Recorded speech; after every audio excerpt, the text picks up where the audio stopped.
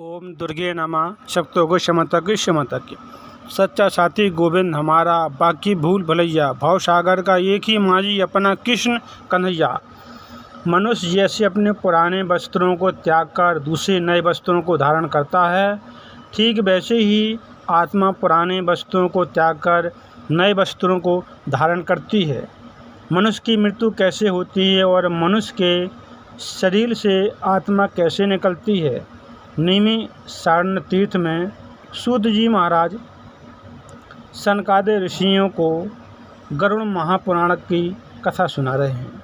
कहते हैं कि हे मुनि श्रेष्ठ, जब गरुड़ जी ने भगवान श्री हरि से विष्णु से आग्रह करते हुए पूछा, हे प्रभु, आत्मा किसी प्राणी के शरीर को कैसे छोड़ती है और आत्मा के अलग होते समय शरीर की दशा कैसी होती है। मृत्यु क्या है, मृत्यु का स्वरूप कैसा है और मृत्यु कैसे होती है, इसका विस्तार पूर्वक वर्णन कीजिए और मेरी जिज्ञासा को शांत कीजिए। इस पर भगवान श्री विष्णु मुस्कुराते हुए कहते हैं, हे विनीता पुत्र, अब मैं तुम्हारे संशय को दूर करते हुए तुम्हें आत्मा के शरीर से अलग होने का वर्णन करता हूँ। हे गरुड़देव, सुनिए। प्रकृति परिवर्तनशील है और निरंतर बदलती रहती है। शीत ऋतु के बाद ग्रीष्म ऋतु, ग्रीष्म ऋतु के बाद वर्षा ऋतु, वर्षा ऋतु के बाद शरद ऋतु और शरद ऋतु के बाद शीत ऋतु, शीत ऋतु फिर दोबारा से आ जाती है। यह सब निरंतर चलता रहता है। इसी प्रकार मनुष्य भी अपने पहले शिशु, बालक, फिर नेवा और फिर अंत में वृद्ध हो जाता है। जो प्राणी इस संसार में उत्पन्न होता है तो उसका इस संसार से जाना निश्चित भी है। यह क्रम चलता रहता है। इसी क्रम से जब मनुष्य अपनी पूर्ण आयु कर लेता है, पूरी उसकी आयु हो जाती है और स्वाभाविक रूप से जब उसकी मृत्यु का समय आ जाता है, शरीर छोड़ने का समय आ जाता है, तब आत्मा शरीर से मुक्त होने से पहले उस व्यक्ति को मनुष्य के शरीर में कई प्रकार की व्याधियां आ जाती हैं। जब मृत्यु होने से पहले कुछ समय पहले रोग उत्पन्न हो जाते हैं, जैसे कि मस्तक का रोग, आँखों का रोग, कान का रोग, नाक का रोग, मुँह का रोग, गले का रोग, हृदय का रोग और उदर का रोग, पैरों का रोग इत्यादि कई प्रकार के रोग उत्पन्न हो जाते हैं। उसका कंठ अवरुद्ध होने लगता है, मनुष्य की आँखों से आंसू आने लगते हैं, उसका शरीर पंगु होने लगता है, उसकी हृदय गति रुक जाती है, हृदय शून्य हो जाता है, उसे अत्यंत घुटन महसूस होने लगती है। मनुष्य ने जो अपने जीवन में जो भी शुभ अशुभ कर्म किए होते हैं और जो जो मनुष्य के जीवन में घटनाएं घटी हैं, उसे उन सभी का स्मरण होता रहता है। ये सब मनुष्य की आँखों में दिखता रहता है। इस भावना के दौरान मनुष्य का मन जीवन भर जो अर्जित उसने संपत्ति की है और अपने प्रियजनों की प्रति उसका अधिक मोह ममता रहती है। इसलिए मनुष्य को मृत्यु के समय जब उसके प्राण निकालते जाएं यमदूत, तो उसको बहुत कष्ट होता, बहुत दुख होता है।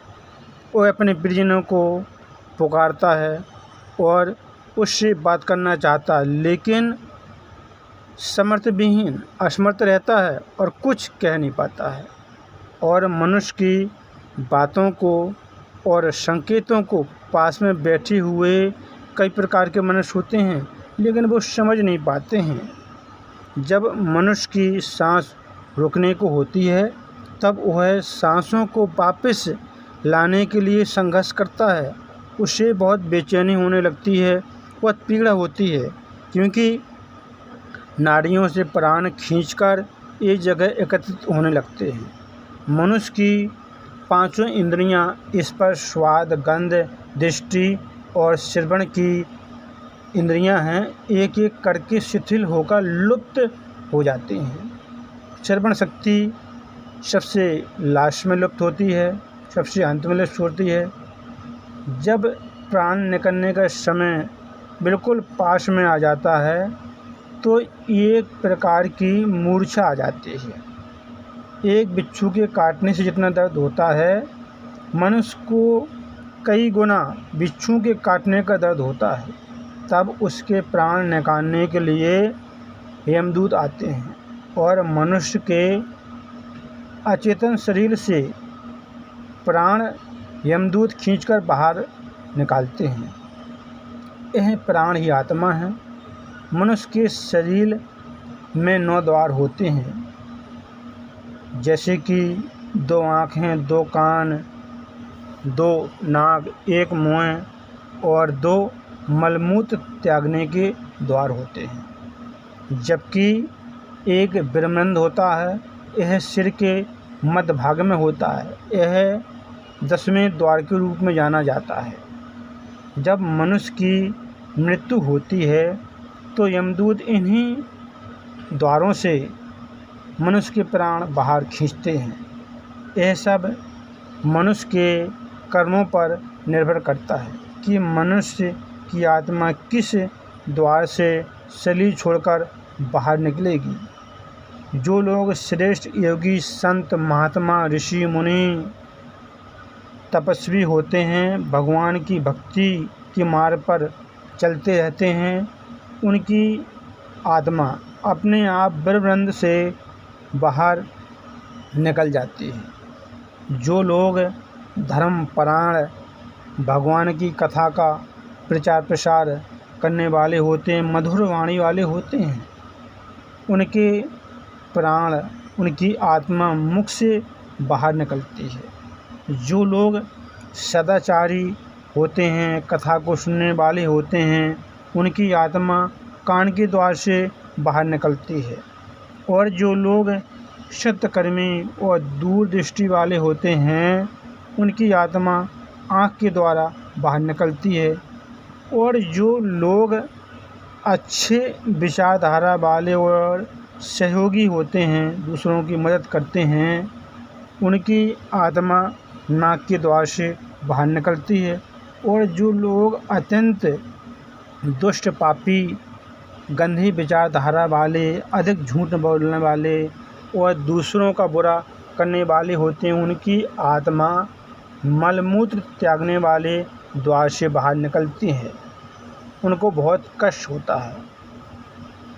जब आत्मा मुख से निकलती है तो कुछ मुख से झाग या फैन निकलते हैं, और जब आत्मा कान से निकलती है तो कान से मैल निकलता है, और जब आत्मा आँख से निकलती तो आँखें उभर कर बाहर निकल आती हैं।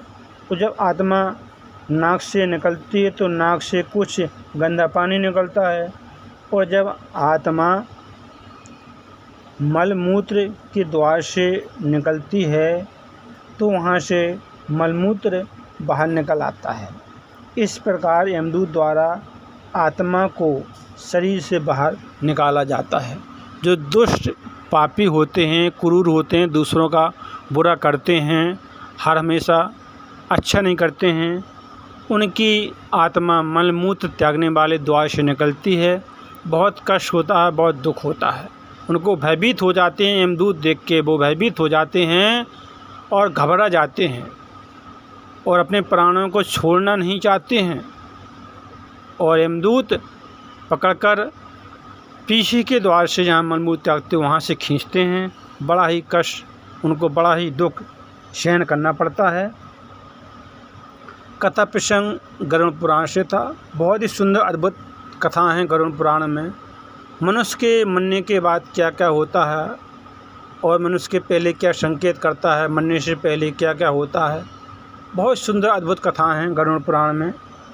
कथा सुनने से मनुष्य को ज्ञान की प्राप्ति होती है और साथ में उसको पुण्य की भी प्राप्ति होती है। इसलिए मनुष्य को कथाओं को सुनते रहना चाहिए, काम करते रहें, मैया का नाम जपते रहें। फिर मिलेंगे अगली बार एक खास वीडियो के साथ। तब तक आप सब देखते रहे चैनल को, कथा को सुनते रहें, काम करते रहें और मैया का नाम जपते रहें। आपको अब पता चल गया होगा कि मनुष्य के प्राण किस किस द्वार से निकलते हैं। जो अच्छे कर्म करता है, जो बुरे कर्म करता है, उनके कहाँ से प्राण निकलते हैं। कथा बहुत सुंदर अद्भुत थी। कथाओं को सुनते रहें। कथा सुनने से मनुष्य को अद्भुत ज्ञान की प्राप्ति होती है और साथ में पुण्य की भी प्राप्ति होती है। इसलिए कथाओं को सुनते रहें और काम करते रहें, मैया का नाम जपते रहें। सब भक्तों को जय माता की, जय माता की।